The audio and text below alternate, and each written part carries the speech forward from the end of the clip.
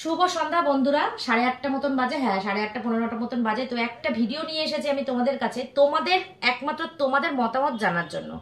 তো তোমরা তো এখন আমার ভিডিওতে অনেক ভালোবাসা দিচ্ছ, তো সেই জন্যই আমি তোমাদের মতামতটা জানার জন্যই এসেছি।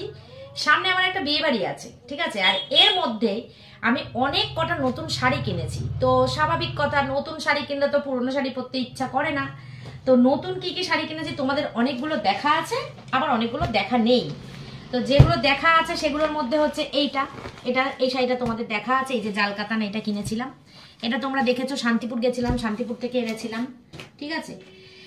এইটাও তোমাদের দেখা আছে, এই যে এই শাড়িটাও তোমাদের দেখা আছে, দাঁড়াও, এই শাড়িটাও তোমাদের দেখা আছে, ঠিক আছে। এই 3টে শাড়ি তোমাদের দেখা আছে।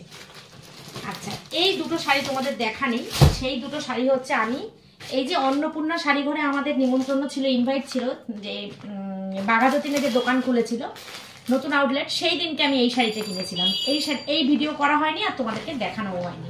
তো সেইটা হচ্ছে এই শাড়িটা, এইটা আমি সৌমেনদার দোকান থেকে কিনে এনেছিলাম, এই যে এই শাড়িটা। আর একটা হচ্ছে ভাইরাল শাড়ি, যেটা সুমি আমাকে মানে কেন দিদি আমার আছে, তুমি কেন কিনবে না, সেই জন্য এই শাড়ি কিনেছি। এই যে সুমির এরকম একটা হলুদ রঙের আছে, যেটা পরে সুমি পুরীতে গিয়ে পুজো দিয়েছিল মন্দিরে।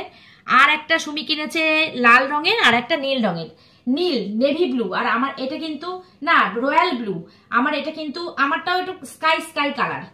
ক্যামেরায় কতটা বুঝতে পারছো জানি না।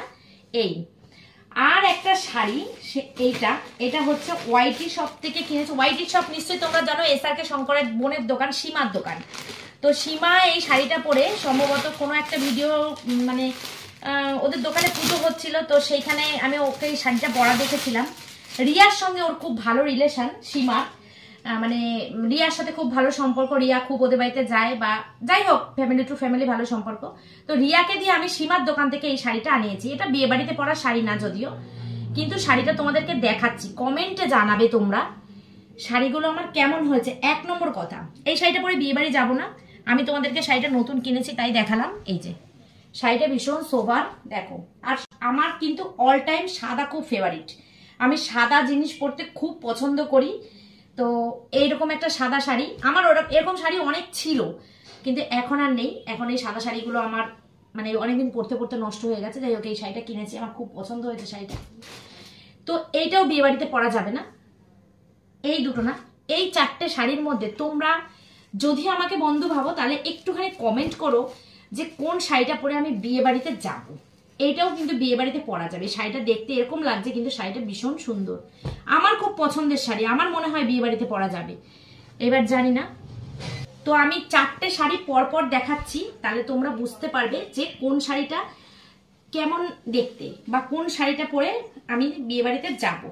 তো বিয়ে বাড়িটা হচ্ছে আমার জিমের একটা দিদির মেয়ের বিয়ে, কবিতাদির মেয়ের বিয়ে, 18ই এপ্রিল, সবই বলে দিচ্ছি।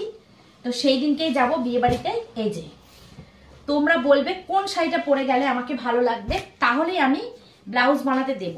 এই 4টে শাড়ির কিন্তু এখন আমি একটা শাড়িরও ব্লাউজ বানাতে দিইনি, মানে শাড়িগুলো এখনো সেরকম ভাবে খুলিনি, ঠিক আছে, এখনো ভাজে পাটে সব কটা শাড়ি রয়েছে, ঠিক আছে।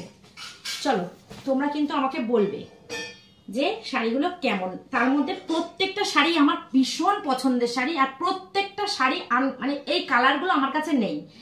তো আমার আলমারিতে ওয়ার্ড্রপে প্রচুর শাড়ি আছে, মানে কি বলবো কত শাড়ি আছে আমি জানি না, গুনে বলতে পারবো না, কিন্তু প্রচুর শাড়ি আছে। আমার কেন, প্রত্যেক মেয়েরই প্রচুর শাড়ি থাকে, তো আমারও আছে, কিন্তু এই কালারগুলো আমার কাছে নেই। এই কালারটাও নেই, এই স্কাই কালারটাও নেই, এটাও নেই, এটাও নেই। পিঙ্ক কালার আছে, কিন্তু এই ধরনের ডিজিটাল প্রিন্ট আমার নেই। এটা আমি শান্তিপুরের শ্রীগুরু শাড়ি কুঠির থেকে নিয়েছিলাম, এইটা এই 3টে। আর এই দুটো তো সৌমেন্দ্রর দোকান থেকে নিয়েছি, তোমাদেরকে বললামই। তো চলো, তোমরা কিন্তু কমেন্ট করবে, তোমাদের কমেন্টের অপেক্ষায় আমি থাকলাম, যে তোমরা কোন শাড়িটা আমাকে পরতে বলো, সেইটাই কিন্তু আমি পরবো বিয়ে বাড়িতে। তো চলো, ভিডিওটা এই পর্যন্ত রাখছি। দেখো তো শাড়িগুলো কেমন হচ্ছে, আর তোমরা কিন্তু জানিও আমি কোনটা পরবো, সেটা তো তোমরা জানাবেই, প্লাস তোমরা জানাবে তোমাদের কার কোন শাড়িটা পছন্দ হলো, কার কোন শাড়িটা সব থেকে বেশি ভালো লেগেছে। আর দামগুলো, সবকটা শাড়ির দাম না আমার এই মুহূর্তে মনে নেই, বলতে পারবো না।